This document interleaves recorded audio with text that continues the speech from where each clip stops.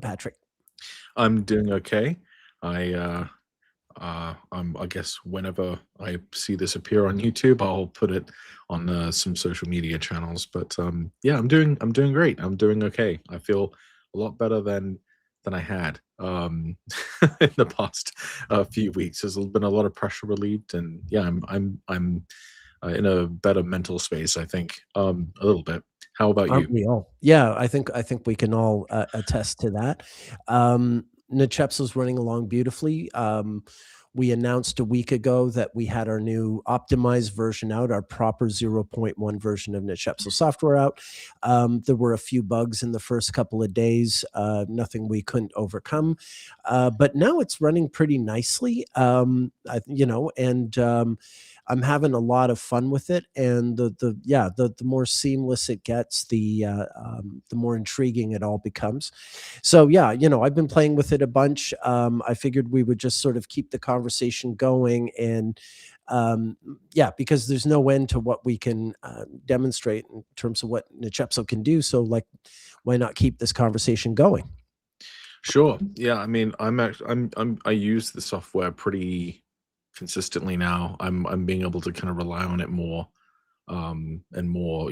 I use it for clients. I use it just for checking the chart at the moment. It's really becoming part of my workflow or praxis, I guess.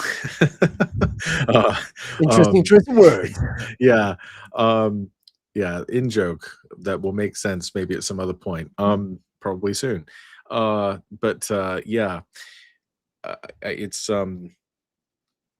yeah, it's really I'm surprised. I mean, I guess it's kind of funny. Mercury did just station retrograde, and so we did have like a couple of issues right at the start there. But otherwise, I'm very very impressed. I'm kind of falling in love with the software all over again because there are so many things that now that they actually work, kind of like the way that we sort of originally imagined they would. It's just so kind of reappreciating how kind of novel the whole concept is, and how cool some of these features are to actually use. Like using the timeline is just like a joy to me.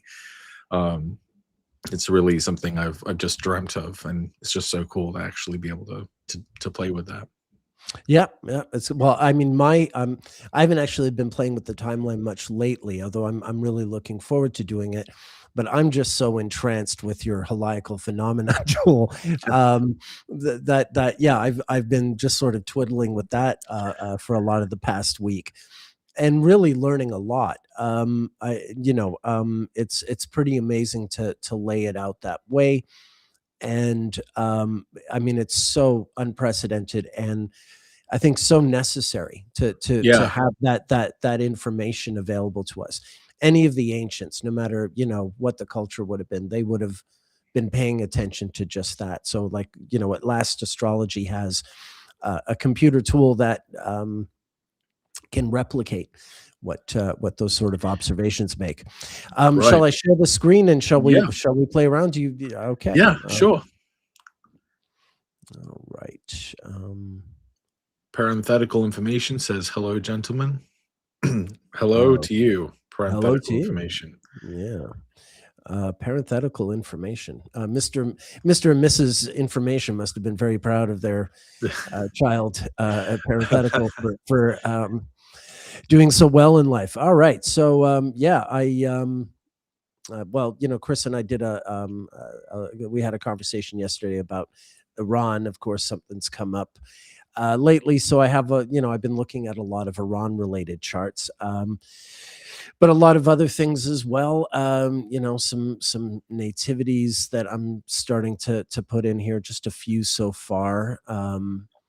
But yeah, playing, like I said, I've only been playing with the timeline just a little bit, but I'm so entranced with the heliacal phenomena tool here. And I know we showed it off last time, but we barely scratched the surface, and there is a lot of other stuff to look at. Maybe as people request, hey, can we see this, can we see that, we can adapt more. But yeah, just the being able to look at everyone's all the planets and what the most recent heliacal or what are the closest heliacal risings and settings Right. relative to all the planets. Looking at, in Hellenistic astrology, the concept of phasis, of a planet declaring itself, making a statement. There are two conditions for this. One is if someone is born within 7 days before or after a planetary station, then that planet Mhm. is considered to be making a phasis. And then the other was whether it was within 7 days of making a heliacal rising or setting in that local location within 7 days. And that's the thing. It was really hard to gauge that until now, and then it becomes very easy to find who's got a planet making a phasis or not.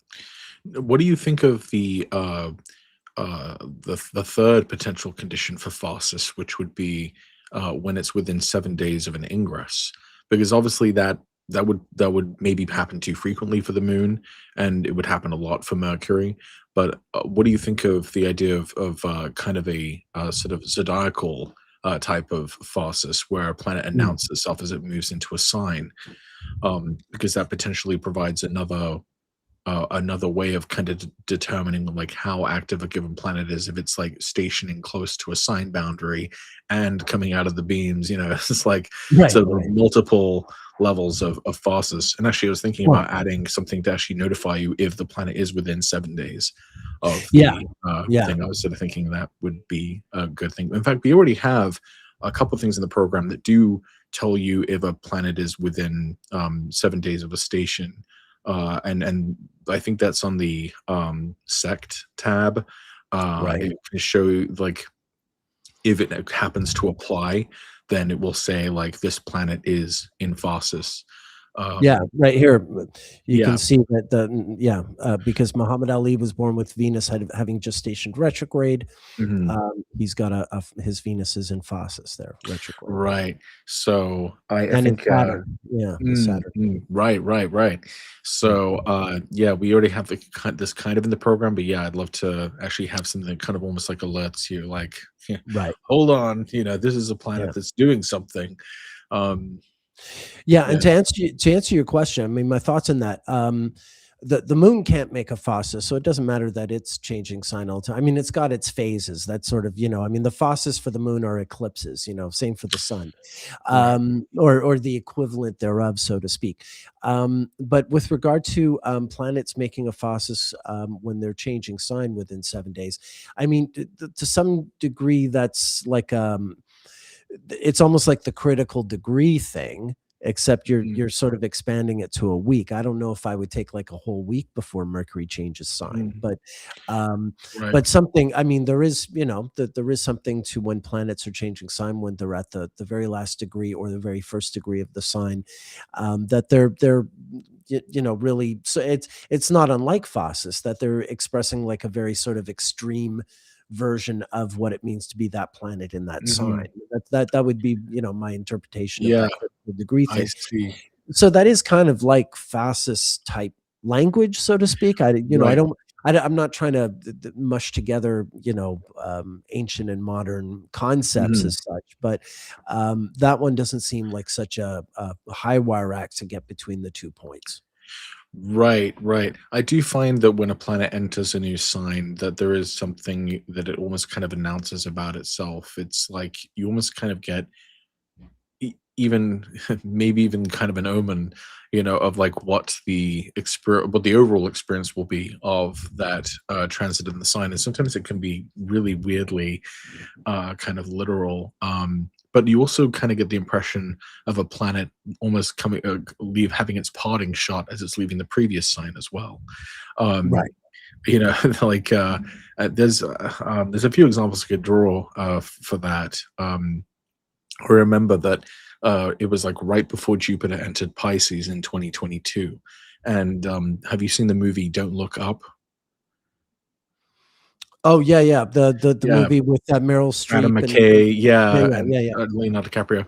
So this movie came out like right as Jupiter was like just about to leave Aquarius and just before it entered Pisces. And I just thought it was such a I felt like the movie. Well, one, I really enjoyed it. It Mhm. was it's very pretty grim, but it's also really funny. Obviously, making a really important sort of message. But I felt like it was such an interesting parting shot from Jupiter and Aquarius because it felt like this sort of like impassioned plea for people to like not be idiots, um, and I Right. know that seemed to kind of match the vibe of like Jupiter and Aquarius.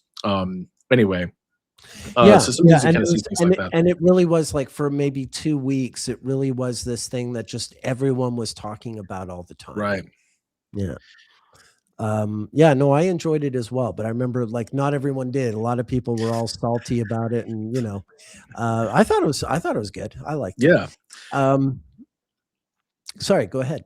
Oh, no, no, yeah, so anyway, okay, yeah, so we were talking about planets ingressing into signs and sort of seeing, sort of little signs of usually, like, for example, when a planet, like, will initially enter a sign and then it retrogrades and then it sort of comes back, it tends to be something that arises during the first initial ingress that kind Right, of isn't totally, it's like a theme is presented without really following up on it, and then it sort of comes back when the planet comes back into the sign. I'm sure you've noticed that a few times, especially with tracking like Uranus, um, going into Gemini and then retrograding back into Taurus and then re-entering Gemini. Um, uh, there's, I mean, like, it occurs to me that like it was around the time of Saturn, I believe, entering Aries. Like, I think it was like the No Kings protest, right? Which is such an right. obvious like Saturn and Aries type of manifestation. So I think it's kind of interesting that like that energy sort of died down a bit as Saturn went back into Pisces, but then it sort of re-enters, and there's much more sort of aggrieved, and the feeling is sort of more bitter, especially even from some of that guy's former supporters, etc., in the Right. wake of all of the disclosures.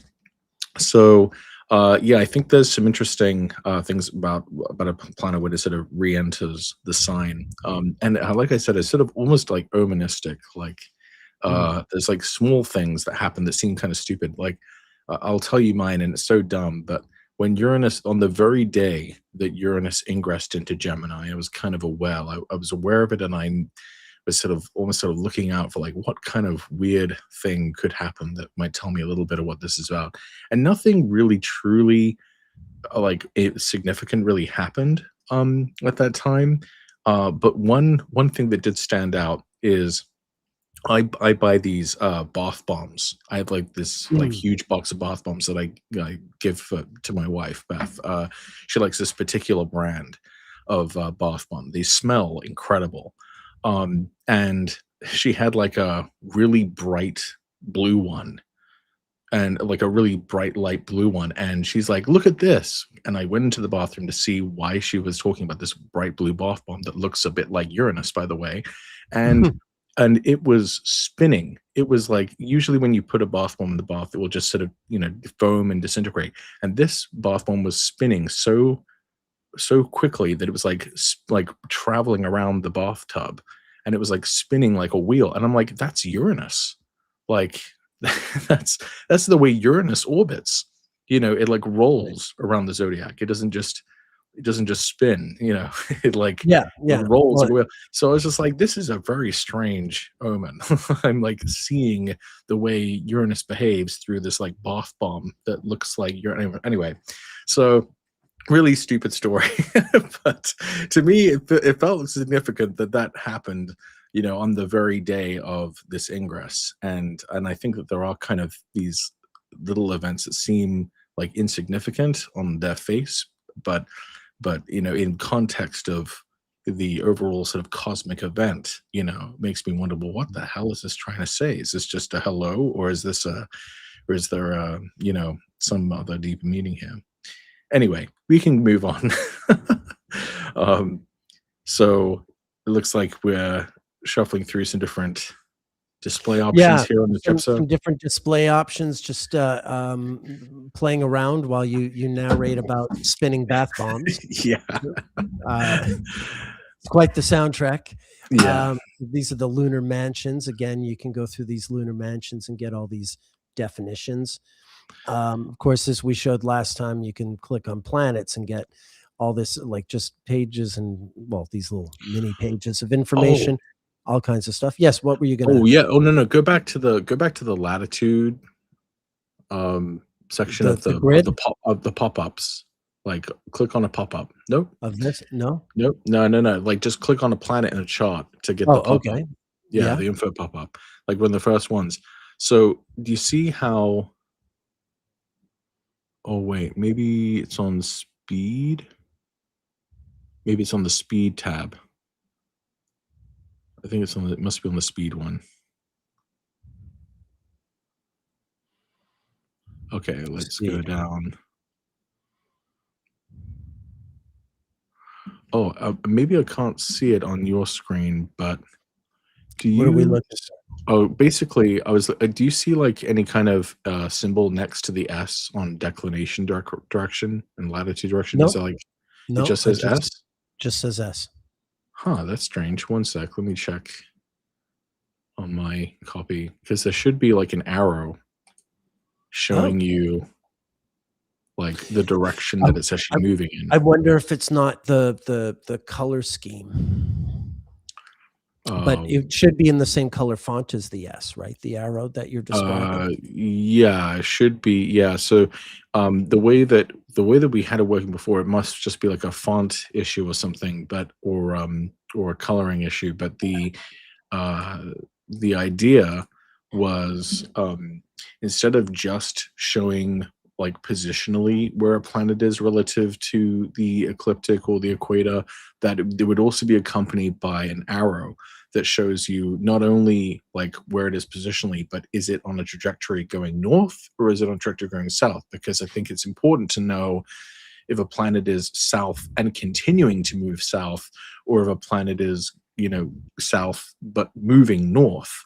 Because that would give you a slightly different interpretation, maybe of like what the sort of amplitude of that planet is. Mm. You'd also want to know when it's crossing the zero mark. When it's actually crossing the equator or crossing the the ecliptic, as well as when it's reaching its max points of where it's at its max southern latitude or its max northern declination, or when it's out of bounds. So yeah, that's supposed to be in there, but I think yeah, it must just be a coloring issue. But Yeah. I was really excited about that because it's kind of like I don't know. I feel like you need a little more information. You don't just want to know where it is vertically or what have you. You need to know like the trajectory it's on. Yeah, I agree, I agree. Yeah, we'll sort that out so it's more visible for sure. Mhm. Yeah. It's good to have. So we got a lunar eclipse coming up, in 2 days, and it's the lunar eclipse that is also a recurrence transit for the guy in charge of your country currently. Right. Um, That would happen so couple times a year at least. well, No, no, this one is only once a year. Like a north node with the sun, south node with the moon is only once a year, or sometimes twice a year, I suppose. yeah, True. Yeah, yeah. not I guess common, but it can. not common. You can get to in a year. I do stand somewhat corrected, but generally, on average, once a Mhm. year. Um, that's true. I do think certain ones would be more important, but I think this one probably would fall under the umbrella of being more important because if we consider that that guy has his nodes in Gemini and Sagittarius, and we can see the nodes are currently still moving their way through Pisces and Virgo, we know that he's essentially at the eclipses which are square to his natal ones. And so these particular eclipses are at those kind of at the points of the zodiac where the moon and the sun would be reaching their kind of maximum northern or southern declinations at those quarter points of the year between the eclipses. So there is a kind of greater sense I think of those eclipses being maybe more important than say just like the ones in Libra and Aries. It would be the ones which are angular to his natal luminaries and their intersecting points. It's also worth noting too that even though the ascendant is at the very end of Leo, and Leo is the first sign. Leo is the rising house.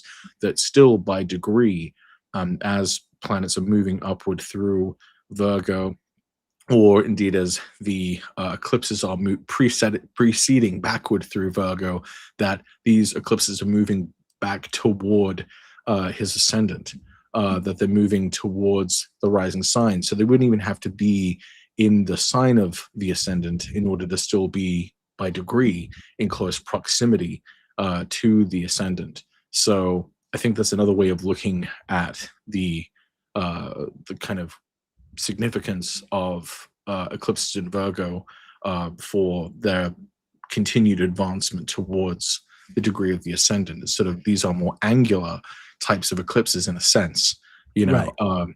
than say, you know, just other random ones. The last time that there were eclipses in Sagittarius and Gemini was in 2020 to 2021, right? Hmm. So that was the last sort of major critical juncture, you know, for eclipses that were kind of aligned with his own.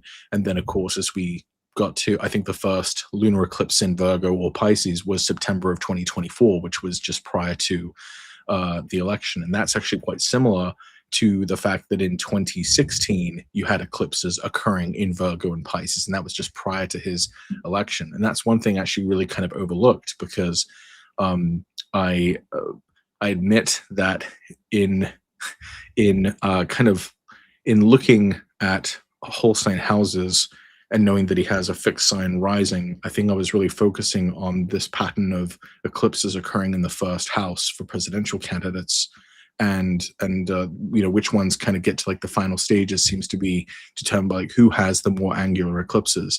And I kind of discounted Trump in 2016 for a bunch of reasons, but also because those eclipses weren't really, you know, in his first house, but they actually, while they weren't in his first house, like just by degree, they were advancing close to the ascendant.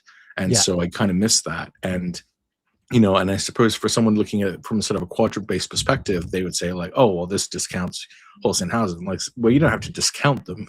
You don't have to discount either frame of reference. You know, I think it's useful to look at the division of the sky in you know, according to the ecliptic and according to the terrestrial frame. So, you know, Yeah. that Well, it's you know, useful either way. that's the thing is the, you know, in those days, I mean, that's a good point. In those days, though, the North Node was the one heading towards his ascendant. Right now, it's the South Node. So, whereas Right. at that time, he was like, you know, absolutely, you know, had his finger on the pulse, absolutely was 5 steps ahead of everyone, et cetera, et cetera. Now the South Node is on his ascendant, and you know, no matter what he does, he's really not in control of how things play out. It's the flip side to having the North Node on the ascendant. When the South Node is on the ascendant, you're really more like a plastic bag at in the wind, and the best you can do is usually just sort of like, you know, maneuver your way through it as opposed to direct where it's going. A plastic bag in the wind, learning to Yeah. start again. Is that so? Is that where you're going with this? No. All right. No, no, Any just Katy Perry the fans out there? All right. no, no, just Um, the image. I was thinking more, oh, you were you thinking know, more American Beauty. American Beauty, yeah, you know, Okay. but there's so much beauty in the world. Yeah, yeah, You yeah. know, I was thinking actually of a plastic bag in the wind, Watson, is what I was thinking of. Oh yeah, the common I, common sight outside your window. Yeah. well, Um, you know, yeah, it so, depends on where you live. uh, But yeah, the point being that, you know, you're not in charge of where things are going. Like you know, at best you can maneuver your way through it, but it's not a time when you're in control right. of, No, you no, know, you're I not understand steering the the helm. analogy. Yeah, Can you're you not can steering you the helm. Can you tell me your what you've said before? You've told me before about how you differentiate like north node versus south node transits to the angles. You said something like one is about like I forget the formulation you used. You had like a kind of pithy way of differentiating between those nodes. Do you know what I'm talking about? I mean, not necessarily. I looked You at said something like how did I put it? you said something like it isn't these exact words, but you said something like north nodes about like letting go and Oh south yeah, nodes yeah. about minimizing. What how do you put this? The North Node is objective driven. The North Node is about pursuing an objective, so almost single-mindedly. And when the North Node is crossing the ascendant, it really is like the individual has both hands on the steering wheel of the ship of their lives. You know, the ascendant being the helm, the thing that decides what direction you're going in. Hmm. When the South Node's crossing the ascendant, it's not about, you know, your objectives. It's not about where you're trying to steer your life. It's about how you maneuver in terms of you know what's coming your way, how you respond or react to you know to what happens to you or what's happening around you. Hmm. The South Node is more sort of magnetic and Hmm. uh, um, is less about having agency and more about responding or reacting. I have a lot of, I've had quite a few clients, South Node rising around the midheaven, and they're, you know, they're involved in very South Node like fields, like, you know, a therapist whose job is to sit there and say nothing and listen, recording engineer, a documentary filmmaker who had you know, the sun conjunct the South Node close in the midheaven, um, a court reporter. These are all jobs where, you know, you're in the room but you're not in the room. You know what I mean? Like it's very Hmm. white gloves. Like there's a detachment. And in fact, when I thought about, like, when I've thought about the people I've known with South Node rising, or like famous people with South Node rising, it really kind of tracks. The South Node has that kind of, it's very cool. It's detached. Things come to you, good or bad. Like it, you know, but it's less about having to go sort of carve your way through the world and more about how you respond or react to what comes your way. Hmm. I have an idea that might sort of help sort of give an almost astronomical basis for that kind of interpretation. I've sort of been kicking around the idea that like the North Node is only really good for the moon, whereas the South Node could be considered like good for the sun. Because if we think directionally that at the North Node, the moon's path is going north of the sun's, it's almost suggesting that there's like a period then when like the needs of the moon or the priorities of the moon are kind of held over the agenda of the sun, where say the collective concerns are sort of raised above the power and authority suggested by the sun.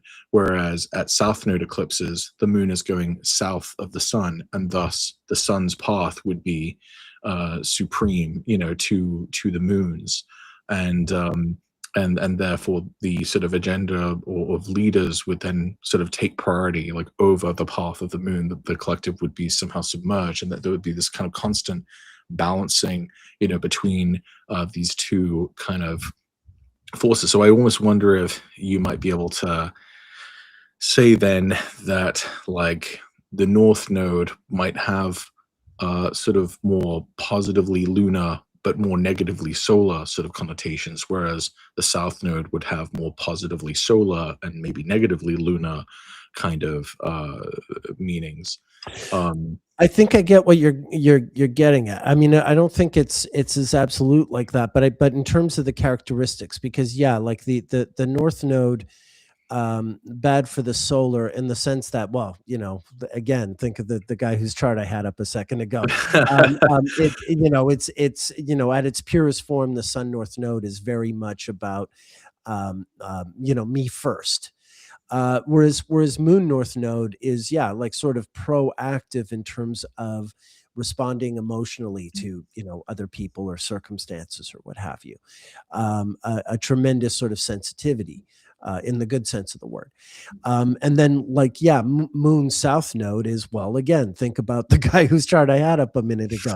Like everyone gets crushed under your feet. You know, that Moon South Node is Mike the Pillow Guy. It's Rudy Giuliani. You know what I mean? Like it's just like, right. it's Epstein. You know, it's I you know, I read whoever's adjacent winds up thrown under the bus. I read a long time ago from like in like a newsletter from Demetra George. I forget exactly when this was. It might have been during the 2016 election. But she, as usual, had this like amazing insight, which is that if you want to bring up that person's chart again, um, that the moon in this case is the ruler of the 12th whole sign house. Mhm. And so the moon then would not just represent the people and women generally, but also like his adversaries, and that the moon, because it's being overshadowed by the shadow of the earth, that it suggests like this is someone whose enemies have little authority, that their enemies sort of become Right. eclipsed, and that this sort of reflects the just seeming inability, for people to successfully kind of counter him, and that really his greatest errors come from when he is in some ways the source of his greatest Oh, downfalls. It absolutely. Yeah. doesn't come from other people Yeah. applying pressure. It kind of comes from like himself sort of overstepping, and of course the sun in his chart rules the ascendant itself, the first house. So it's like him Mhm. versus his enemies, Yeah. and that the enemies are in a kind of bad situation. But that also kind of reminds me of the fact that it was on the very day of the electoral college decision. The electoral college voted in December of 2021. It happened on the exact day of a solar eclipse in Sagittarius conjunct his moon. So, and that was one of the very few times that he actually was kind of outmaneuvered or Mm. one upped by an opponent. And but even then it was just temporary. And that's why I think since he is represented by the sun, I would think he would be uniquely vulnerable to solar eclipses, especially because if he's represented by the sun, then there's nothing worse that can happen to the sun than to be eclipsed. Right. And so I Yeah. assume that whatever whenever it happens, I would assume that it probably will be very close to a solar eclipse. Not sure which one, but that would be my guess. Huh. Okay. Um, well, I mean, he did, there was a solar eclipse right on his descendant, Right. just a few, Opposite is a Mars, week. right. Yeah. Yeah, Well, and that eclipse also fell on the former Prince Andrew's birthday when he was right. arrested. Well, let's also consider that wasn't there just recently an assassination attempt when Mars was square Uranus again, Mhm. and that was with Mars rising up to the degree of the descendant. I mean, I wouldn't say this has been a terribly good time for him. He's obviously just decided to launch this Yeah. war, which is of dubious value or merit, and uh, and these kind of events are hard to control. I mean, I I lived through Iraq. That was my introduction to the United States screwing things up, uh, with foreign intervention. And you've seen from the outside, a few other things. You got to see. Well, you would have only been a kid, but I'm sure you were somewhat aware of the costs of Vietnam, perhaps. Oh, yeah. Um, Yeah. um, and so this these The things first don't Gulf the work first out very Gulf well. War. Yeah, the first Gulf War, and the '80s had all kinds of wars happening around the world. Um, yeah, it's funny. Mars square Uranus when the bombing of Iran started, just like last June, Mars was square Uranus when the 12-day war erupted between Israel and Iran. But I went back, I went and looked, and even like back May 8th, 2018. Actually, I think I might even have the chart in here. Um, on May 8th, 2018. No, that was the blackout. What am I looking at? Did I not make this chart here? There we are. No, that's not the one. That's okay. I didn't make the chart here. My bad. But May 8th, 2018 was the day that he withdrew from the Iran nuclear deal. And Oh, right. Mars was square Uranus then as well. Um, so it's really like, oh, and then I went back and looked, and do I have these in here? Some of them. When Khomeini arrived in Iran and this began, Mars was approaching a square to Uranus. Oh, wow. And then when I don't have the charts in here yet, but then when the hostages were seized later the same year in November, now Mars was in Leo getting ready to station retrograde in Virgo. Mars was in Leo square Uranus when the hostages were taken. Mm. And then Mars went into Virgo, it went retrograde back into Leo. When it went back into Leo in April of 1980 is when Jimmy Carter tried to rescue the hostages, and it went wrong. So there's so much like Mars square Uranus stuff in terms of like US Iranian interactions. Wow. It's kind of stunning, just how much there is. Wow. Wow. I want to respond to a couple of these comments here. Oh, and Um, I haven't seen the comments here. yeah. Stop sharing my screen. So we had, let's see, Vicky likes these two Astro brothers too. Okay. How would a dementia diagnosis impact the reading interpretation of events? Are there any markers showing Trump is being played or used? That's interesting. I mean, I would assume that would be, yeah, there would be some sort of I gotta be honest, I haven't really looked at his chart too much in the past year. I'm looking for Um, this comment here. It's about Trump. Oh, is Trump being played used? How would a dementia? Oh, I mean, well, what did it look like for Reagan? Right? He was, yeah. I mean, he was. yeah. Yeah. The thing about Trump is, it doesn't take much for him to be, played and used. I mean, it happens all the time. Every time people, try to butter him up with flattery, he's being used. I suppose part of that could be like, the ruler of his 11th house, which represents like friendships. It's represented by Mercury in Cancer, which is in the 12th house of adversaries. So it's like Yeah. people who he interacts with as sort of allies, like in some way, aren't really on his side. And I would assume that probably plays into kind of the paranoia. He also has a tendency to just kind of have a really negative impact upon the people who kind of trust him. It seems like there's literally like hundreds and hundreds of lawsuits where he's stiffed people, hasn't repaid them. Every time he sort of makes people a promise, it's very rare that it actually gets upheld. I'm just reading through more of these comments. That's so deep. It's like the old, what does my daddy have to do with me? Oh, Jesh says, when the South Node enters Leo later this year, would that be better for the solar agenda? Because of my idea about like the South Node being kind of good for the sun because the moon is being de-emphasized, like by crossing south of it. That's an interesting idea. I think we'd have to like actually like, I don't know, hold that idea up to some empirical comparisons. I haven't really done that work yet, and I think most people have working with the nodes have just used the assumption that like the North Node sort of lifts up and prioritizes whatever sign it goes through, while the South Node like draws down or minimizes. This is this kind of view of the nodes, which I kind of was inspired by through Martin Hermes. He's the guy who I think first sort of articulated this idea that South Node, North Node are kind of the good and bad depending on your perspective, whether or not you're like on the sun side or whether you're on the moon side.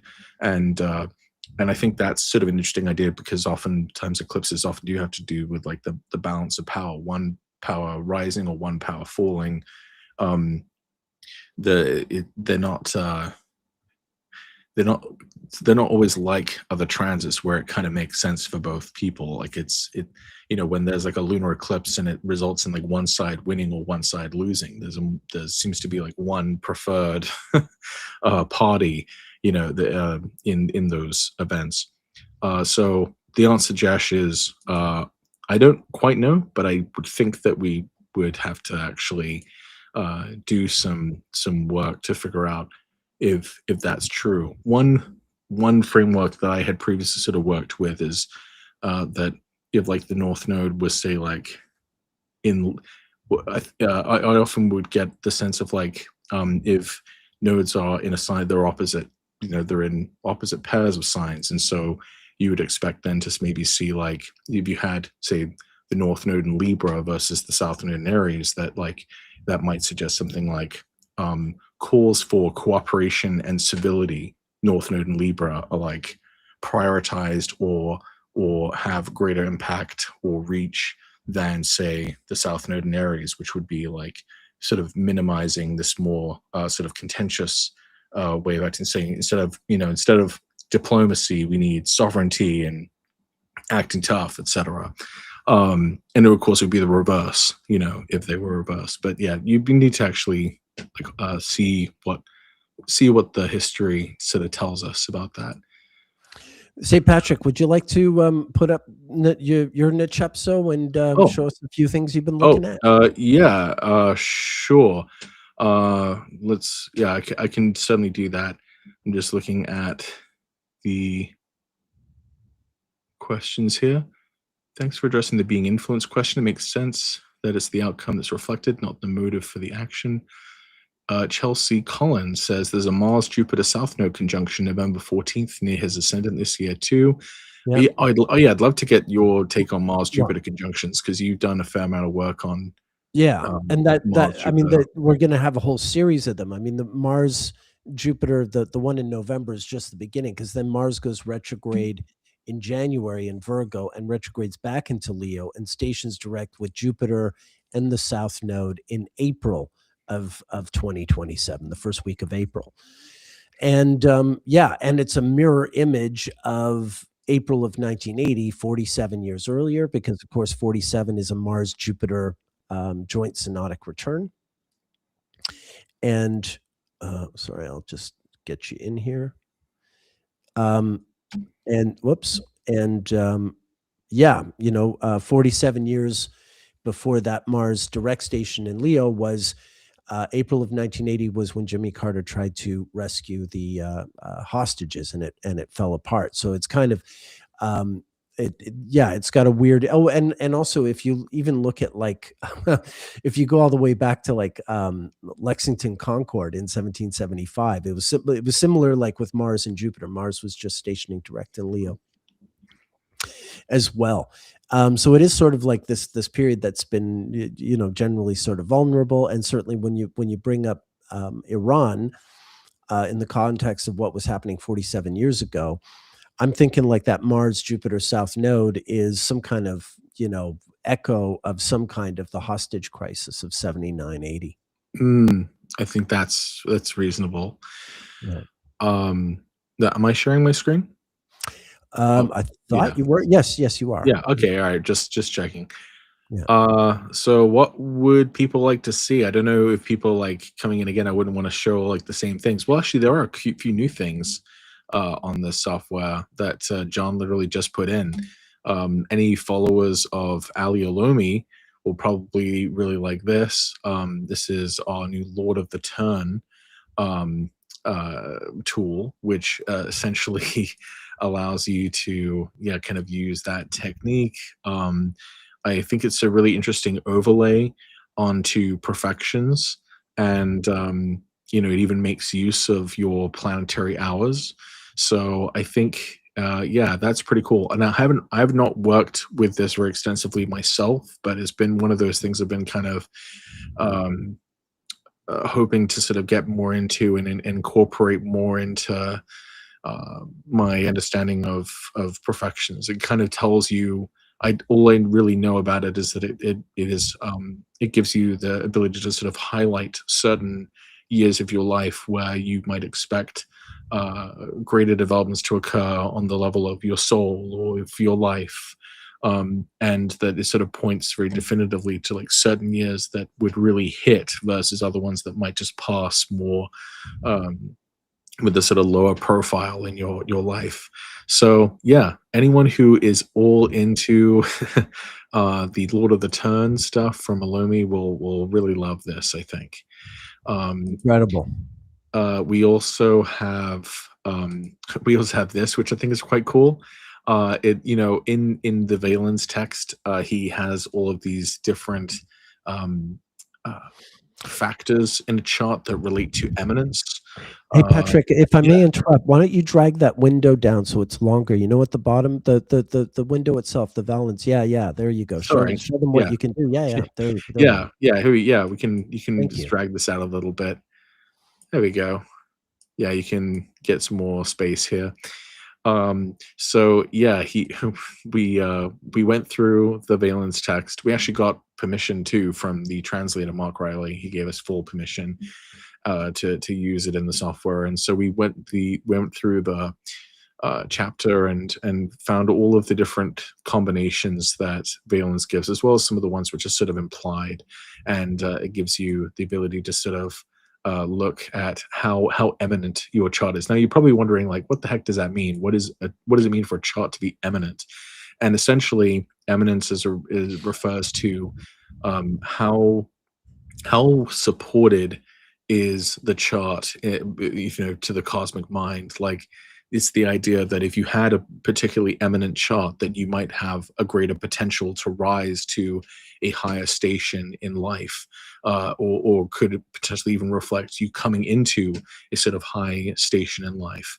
And so this is what some of these factors are supposed to be able to point towards. And it is interesting how, when you look at a few of these sort of highfalutin charts, like how they may very well fulfill some of these conditions. But I don't, but I mean, don't take it too seriously, because if you look at my chart, for example, I only got 3.1% indicators. Womp womp. Womp womp. I don't have a lot of the sort of lot-based angular types of rules. I don't fulfill those sort of conditions. But I think one thing to kind of think about too is, well, one, eminence doesn't always mean like fame. It doesn't always mean like recognition in that way. I would assume that someone who has like classified, like security clearance, to classified information, if you're like one of the few people in the world that like gets to know what the government really knows about aliens, for example, maybe you have a more eminent shot. You have that kind of high level access to like what's really sort of going on in the world, but you could also very well just be like some random model like on a magazine cover, and have those kind of eminence indicators, and it's sort of more classically like, yeah, like you it's your face out of all others, that gets onto this magazine cover. um Someone was just Sedona Lynn is asking to look at the asteroids feature. If you can put sure. them on the chart and all this stuff, why don't you? Boy, Yeah. do we ever have some asteroid. Also, can Okay. you click? Please change the data window so it's not so it's just the white background. Yeah, there we go. That looks Okay. nice. For the Sure. video, it looks nicer. Thank you. Okay. Yeah, no worries. So here's what you can do with asteroids. Well, number one, we got all the asteroids. So no shortage Literally, of asteroids, and it's continually updated. Like, I think every automatically. quarter. Yeah, every Yeah. quarter we update it, and it is done automatically. So what's really cool about this is, like, we number one, we have like some of the kind of most sort of popular ones in here, but we also have a search bar. So like you can literally search for whichever one you want. Like, I'm going to look for the asteroid Beer.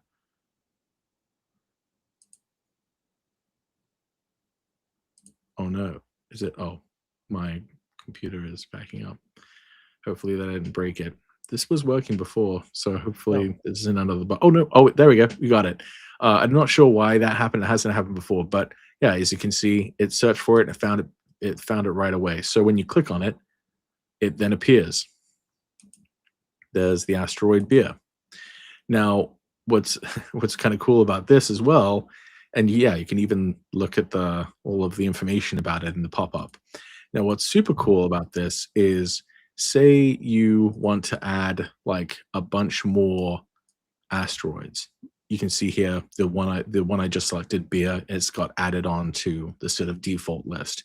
Let's say I wanted to go absolutely crazy and just like add all of these like crazy asteroids, just like tons and tons and tons. Those would all start appearing on the chart. Not sure why they're taking so long to appear right now, so we're gonna have to hold on. They should be just showing up. Some of the, you might need to. Oh, there are some of them pop up. But you can open up the ring and show them. Yeah. So yeah, I'm not sure whether they're not sure. All right. So I'm definitely gonna have to talk to John about this. But what's kind of cool is if you have like too many things happening in your chart and it kind of becomes sort of hard to read, then you can just throw on the asteroid ring. So if you throw on the asteroid ring, then it separates the whoops. Yeah, let's give us a little more room here. There we go. So when you click on the asteroid ring, it creates another ring where the asteroids then go. Maybe close up the timeline. I'm sorry to interrupt again. Close up the timeline. You can really stretch that chart out more. There we go. Okay, yeah, sure. Yeah, you can see that it gives you, like, if I had this whole thing full with asteroids, I'm not sure why those other asteroids are not showing. Oh, weird. None of them. Yeah, they should be showing up. Okay. Yeah, they have before. Well, we're gonna have to. Yeah, we're still early days. This is how we find little bugs that need to be fixed. But it was of course they have. Of course they happen now.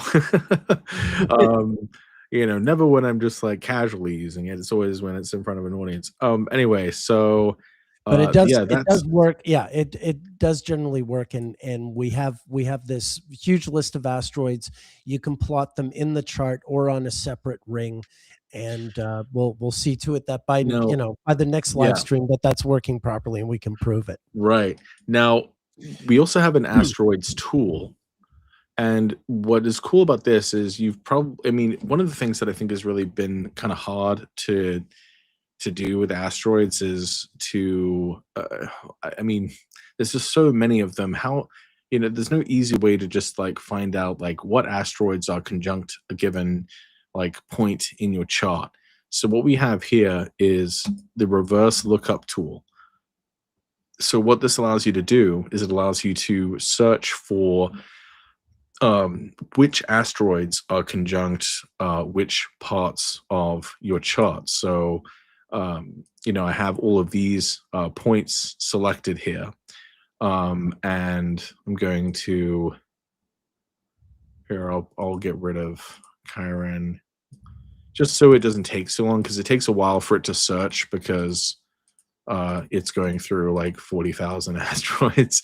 It can do it, but we'll just see, just like for the purpose of demonstration, like what asteroids are conjunct my ascendant.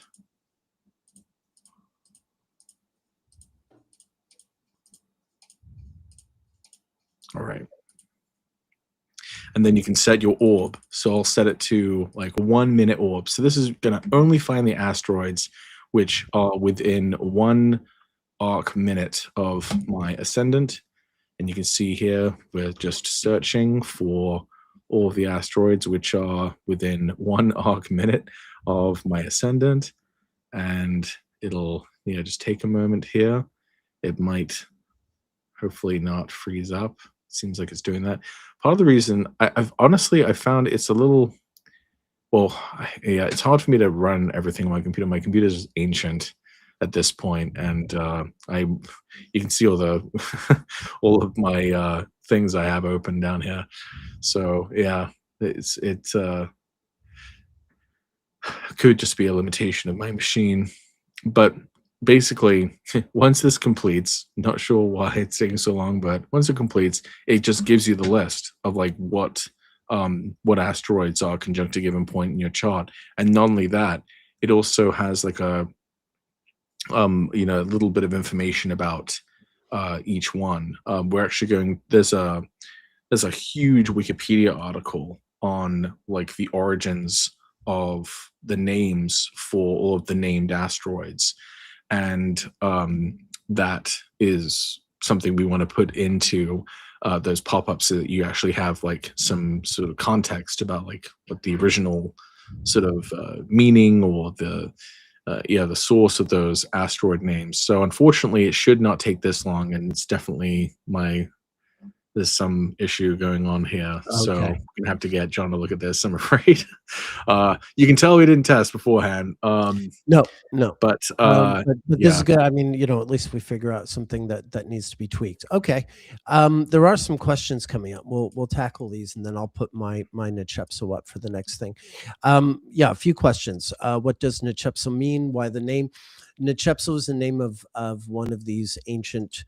Um, um, well, they weren't pharaohs. What were they, Patrick? The Nichepso and Pedicirus Well, were they were astrologers. I mean, astrologers. Yeah, yeah. Nechep In Egypt, in ancient Egypt.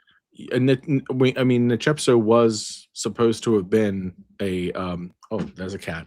Nichepso was supposedly a pharaoh. Okay. Okay. He was like a pharaoh slash astrologer.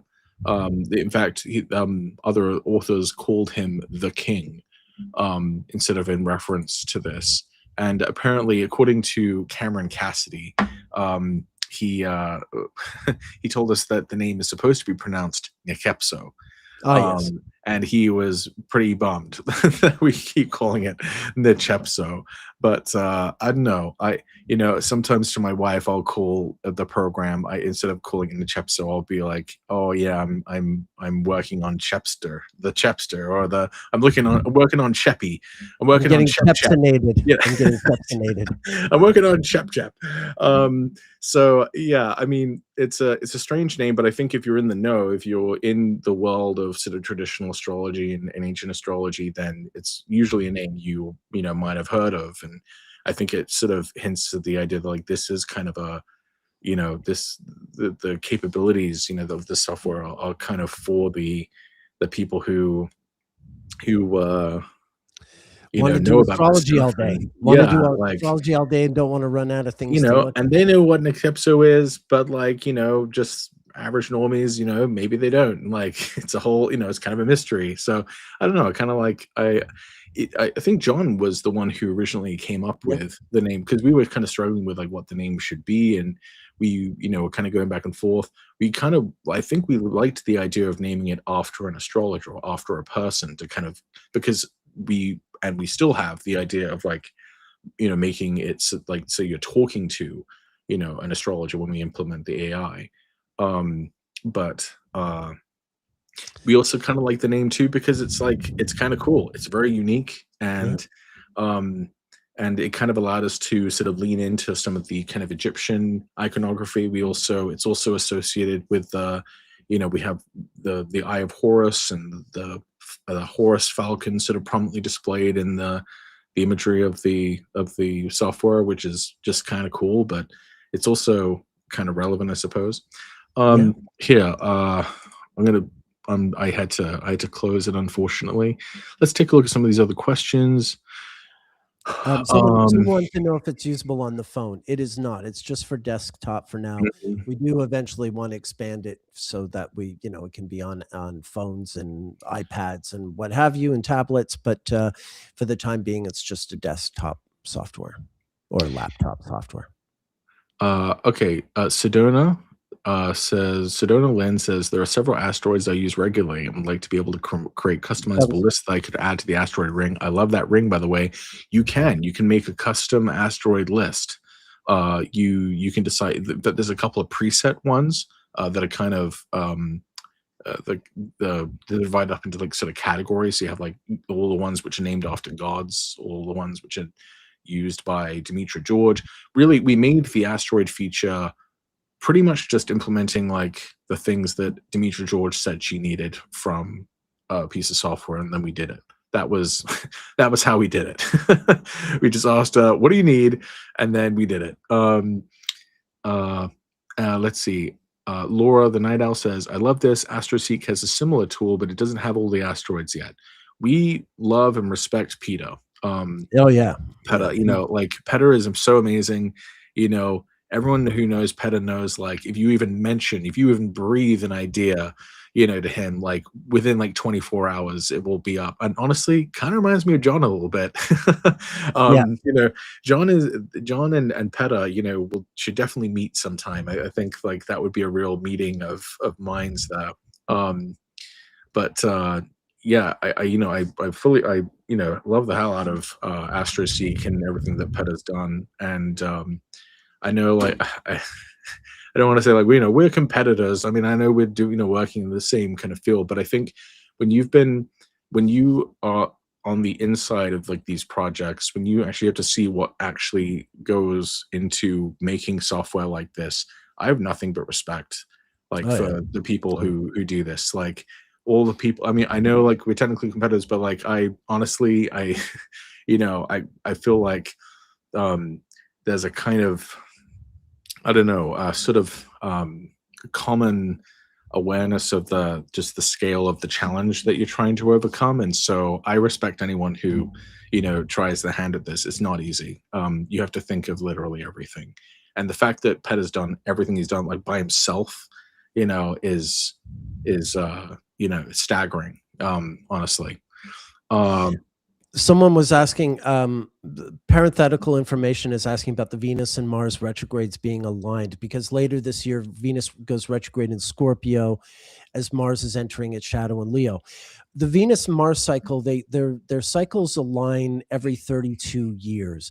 And in fact, it was 32 years ago, in late 94, Venus went retrograde in Scorpio, and not long after it went direct in January of 95, Mars went retrograde in early Virgo at 2 degrees of Virgo and retrograded back into Leo. And it's very much the degrees aren't exactly like they were in 94, 95, but it's that same pattern with a Venus retrograde in Scorpio being followed shortly after by a Mars retrograde in Virgo. And fun fact, I read my first astrology book shortly after that Mars retrograde in Virgo in 1995.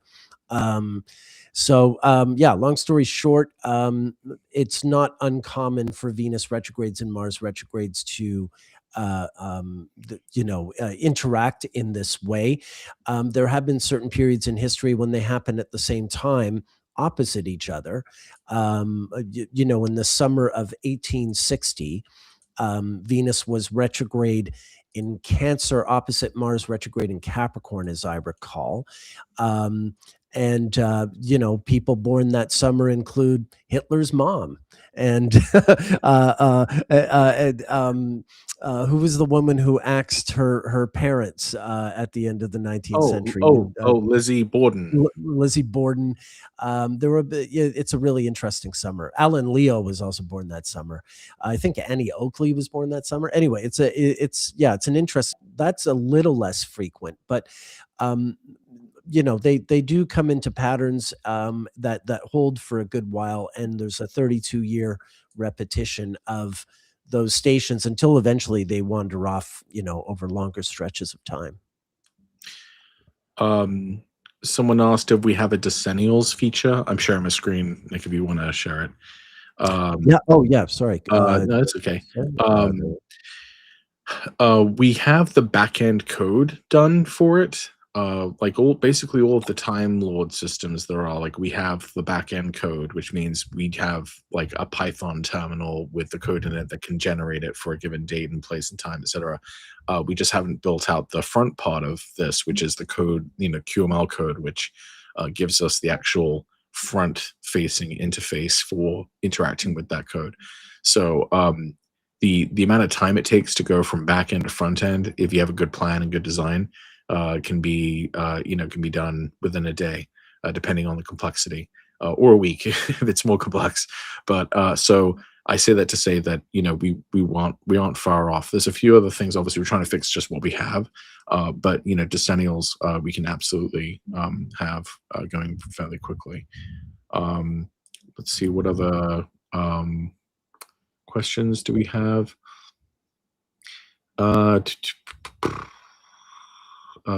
Decennials. Anything in the software for studying relating patterns as a visual? Oh, interesting. You mentioned that, actually. here I'll share my screen again. Someone asked if my Venus phases are in. The Venus intervals are in. The red show you. ones, blue twos, and all that. But the the phases will come in soon to complete that. Yeah, I'll show that real quick. Yeah, the Venus synodic Oh, intervals let you me can get see rid there. of the. Let me just move the QR code so that's not in the way. In our images. So yeah, you can see yeah, the Venus intervals are displayed here, and you can like zoom in to a time frame, and you can see what's in effect at what time, etc. And oh, someone wanted to know about seeing like the visual sort of aspect of the planets. There is a module that we haven't worked on yet, but is in the works, and you can see it's on the home page here. It says visuals. So this will be where you can create things like, mandalas, and you'll be able to see these more graphical depictions. I mean, I will say though that even in the workspace, we've tried to make an effort to kind of show information in a visual way. Eventually you'll be able to put on like, Venus retrogrades and Mars retrogrades in the timeline here, and you'll be able to actually sort of see it visually, like when those planets are retrograde, and compare it against your events in the timeline. There will be some. We are trying our best to sort of make astrology more visual, just in the workspace. But for like crazy graphical stuff, like that's where the visuals module will kind of be more in line with what you're sort of looking for. Let me see. What are some? I can't see the questions and my screen at the same time. That's why I'm flipping back and forth. Sorry about that. Oh, someone's asking, can the chart be played forward and backward in time? Oh yeah. Let me show you that. So this is actually really funny. Okay, are you sharing my screen? I'm about to. There we go. All right. So, yeah, it's really easy actually. So first of all, let's do this. So you have to arm the chart for animation, right? You have to press like this is something some people. You know what, Patrick, if I may, I'm sorry to interrupt again. No, go ahead. Close the timeline and change the text box again so the video looks nicer. Thank you. Okay. All right. Yeah. So in order to animate the chart forward or backward, you can just press play. Like I'm saying that I only want it to advance by day, and I can increase the speed here. So now we're going fast. And of course, if I want to, go forward by months, then, same thing. Whoa. Or, by, year, if I want to, you can go basically use whatever your, preferred time unit is. Now to go backwards, you can obviously use these controls too, but you can also just right click on the animation button and it flips around backward. So then you can do the same thing, just going back. So now it's going backward through time. It's going back a year at a time. So that is, that's pretty simple. We did want that ability to do that, and so this is where you do it. Now, we will eventually have the ability to use these controls on the sides, so that you can have this area here down clear, so you can get full height of the chart.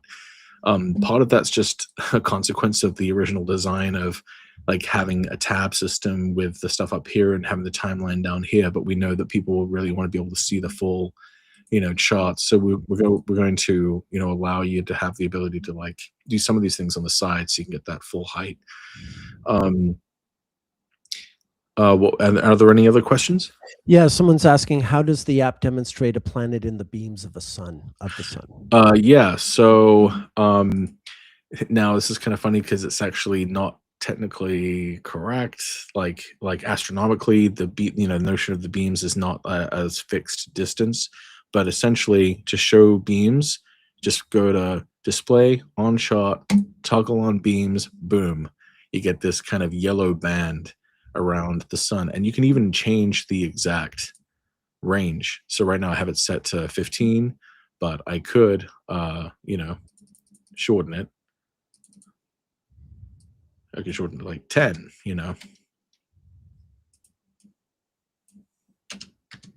Oh, do I? Oh, I realize. don't use this all the time. Here, I can probably put 1. There we go. Oh.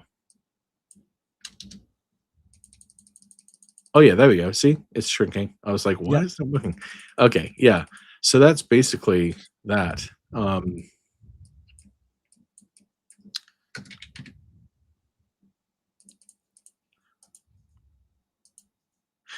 So yeah, that's the beams. But but that sort of geometric definition of the beams of the sun is kind of insufficient. That's part of the reason why we have this tool now to actually give you the sort of astronomical visibility of each planet, and that has to do with like calculating the more precise helical rising according to your geographic latitude and according to your atmospheric extinction coefficient for that time of the year in that place as derived from NASA data, and also your elevation, etc.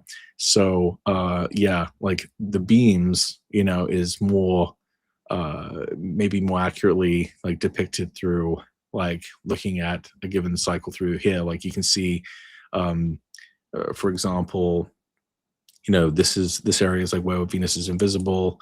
When it got here was on December 6, 2006. It was in period of evening visibility. In this part of the chart, it got to the elongation around June 9th, and then it reached the retrograde station on July 27th, and then it reached the heliacal setting in the evening on August 2nd, reached the interior conjunction on August 18th, then it rose out of the beams on August 24th. Then it reached the direct station on September 8th. So this is kind of interesting. It sort of tells you that Yeah. it was only invisible for like a period of time, like within the retrograde station. In other cases, sometimes the period of invisibility can happen on either side of the retrograde direct station. So the whole thing is invisible, just depending on the kind of more unique situation for that place. And then this is the period of morning visibility.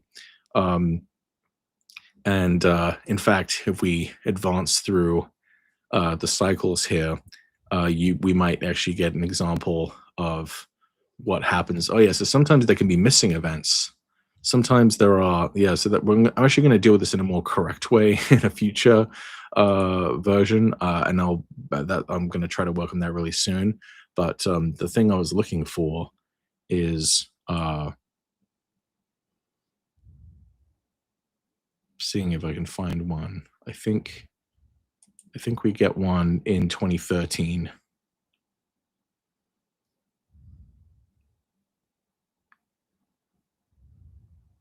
Mm. Oh wait, no, I guess it would be 2017. Pardon me. All righty. Yeah, I love this thing. I'm just so fascinated with it. Yeah. I feel like it's opening a million doors. Mm. Yeah, I need to.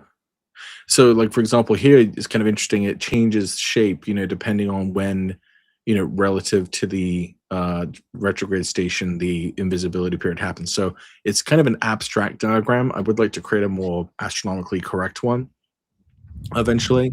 Like But one thing that's it conveys it. It conveys the yeah. concept.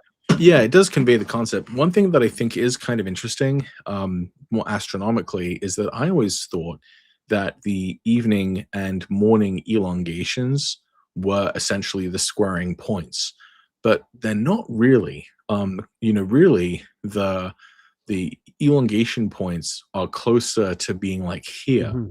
Yeah. and where we would actually consider like Venus or Mercury to be like square the sun. Obviously, it's not actually square the sun, but like when it's at with like this is the Earth and the sun's in the center, and like when Venus is like really around here, that's really closer to like the what do they call the pre-retrograde shadow, I believe. Well, the greatest elongation is wider than the shadow for Venus. Or maybe I'm talking about Mercury Yeah. then, because I was Yeah, you suddenly must be in talking my about head. Mercury because with Venus, the greatest elongation is wider than the Okay, shadow. yeah. So I think for Mercury, Mercury is the one that's really crazy, where like the rules kind of go out the window. In fact, Mercury was the primary reason this took so long to finish, because Mercury has has real variability in its visibility, and actually even to this day, we don't really have a fully reliable algorithm for computing the magnitude of Mercury, and that's only going to be fixed with like more empirical observation. So it's kind of crazy that like Mercury is like evaded firm categorization for this long, but that's also you know very on brand for Mercury to be the one outlier compared to the other planets, which we sort of have a greater amount of sort of control over.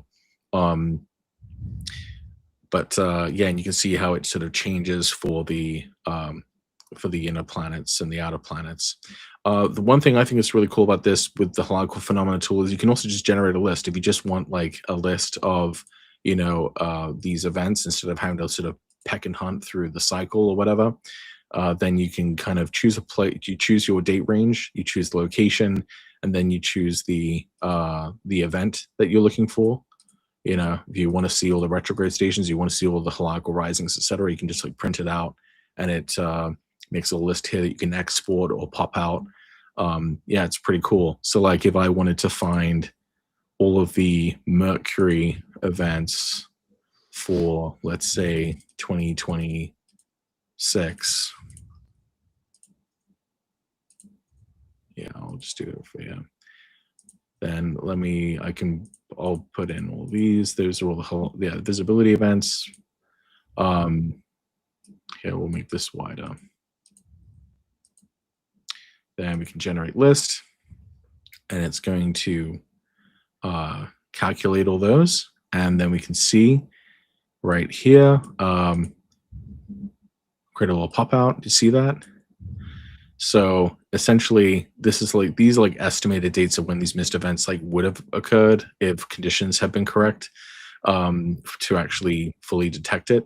But we, get this little reading here, basically saying, Mercury rose into the beams on May 21st, and then it will set on June 21st, and then it rises in the morning on July 29th, and then it set on August 21st, and it stayed set. It wasn't visible again until November. Like, so this is kind of interesting because it gives us this there are these gaps, these long periods where, especially for more northern or more southern latitudes, where the planets just won't be visible for a long period of time. This happens a lot with Mercury because it's so close to the sun. So I think that is pretty cool. And of course, you can also customize what information you want to be included on this. You can pull that window down as well. Yep. Yeah. No. Exactly. Yeah. And you can control export it as a text or a PDF file or a CSV. So yeah, it's kind of set up for being able to kind of do some research, and yeah, that is the tool. So I've spent quite a bit of time on that, and I'm still trying to get it correct on a couple of things. I also want to add the eclipses and stuff as like animations, and sort of incorporate that into the sort of cycle depictions. But yeah, that's that. Does anyone have any questions? Mostly comments. Yeah, Vicky says we're getting boring. But Oh no, yeah. Well, I don't know what to tell but you. what I'm gonna say is like, yeah, we're showing off Nichepso for now because it's just come out, but we're not going to be so boring when we just start using it regularly to discuss actual astrology. I realize it's more of a tour of the software than some, our usual engaging Yeah, I don't conversation. want to. Yeah, I'm sorry if it feels like an extended ad. We could make this more interesting. Take off our shirts or something and see where Well, this goes. I think as we go on, it'll be less of an overt ad, and we'll just be like doing our interesting thing, but using Nichepso. So, yeah, I mean, if this is painful for the time being, if you like what we do, you'll really love what we do as we become more familiar with the software and and have a better idea of how to use it for live streams and things like that. And yeah, that also goes like I think the same person mentioned that I haven't really explained the Venus intervals yet. I was waiting for software like this that would make it possible for me to demonstrate things quickly and what have you. So Mm. now that Nichepso is coming out, it makes a lot of the other things that we want to do that we haven't been able to do possible. Right. I want to actually put your Venus intervals on. I want to have that as like an overlay onto the Venus cycle diagram. So when you want to Mm, see it, yeah. just click it on, and then it will show how sort of maps onto it. So I think, yeah, that's definitely there's Yeah. still a lot to I'd do. like to be able to click on any of those things and a chart pops up, so that, yeah, Mm. I can see where we can take it. Yeah, someone else asked if I'm very busy with my Patreon. Again, I've been waiting for Nichepso to come out so I could get really busy with my Patreon. So, so far, no, it's been dormant, but with the expectation that now that this is out, I can start making these video essays that I've been working on forever, and putting them out in the style I would like with Nichepso. So yeah, stay tuned. Patrick and I are going to keep live streaming. Sometimes it'll be this sort of Nichepso infomercial stuff, just because we're really proud daddies and we want to show off what we have, not just because we want to sell subscriptions.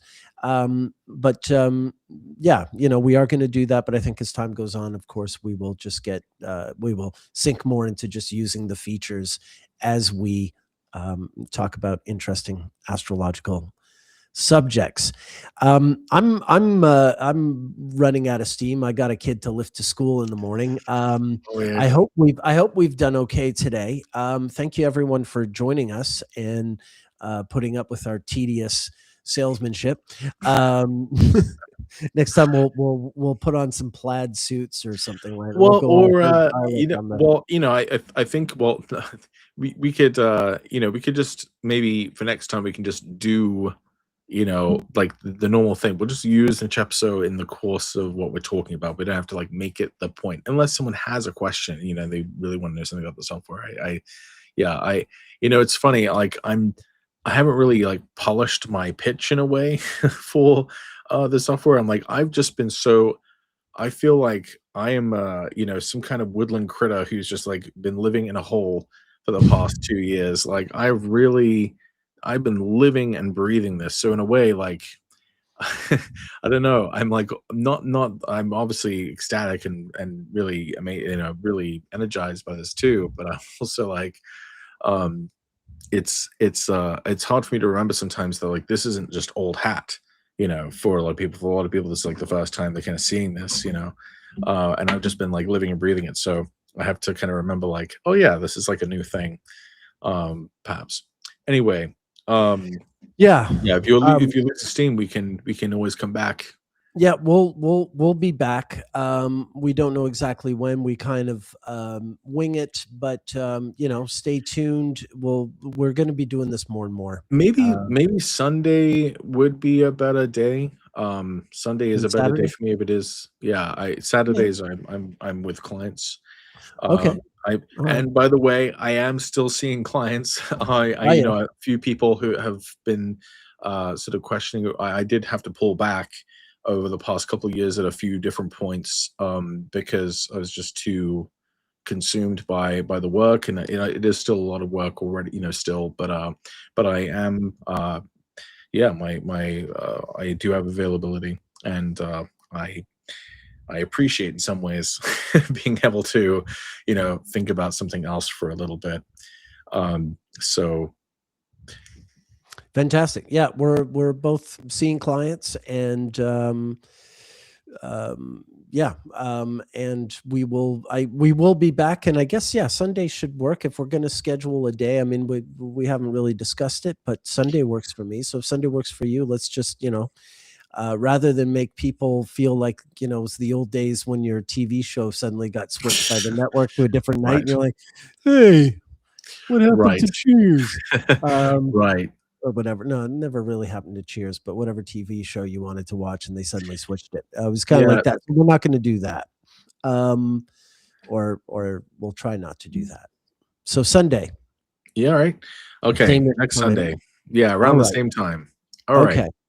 Thank you, everyone. Thank you again. Sorry I get tired out, but it's the end of a long day. I've had Yeah. clients all day, and it's 10 at night, and I have to take my kid to school in the morning. So there you go. We will be back. Thank you. We're thrilled to be back, and we'll see you then. Bye for now.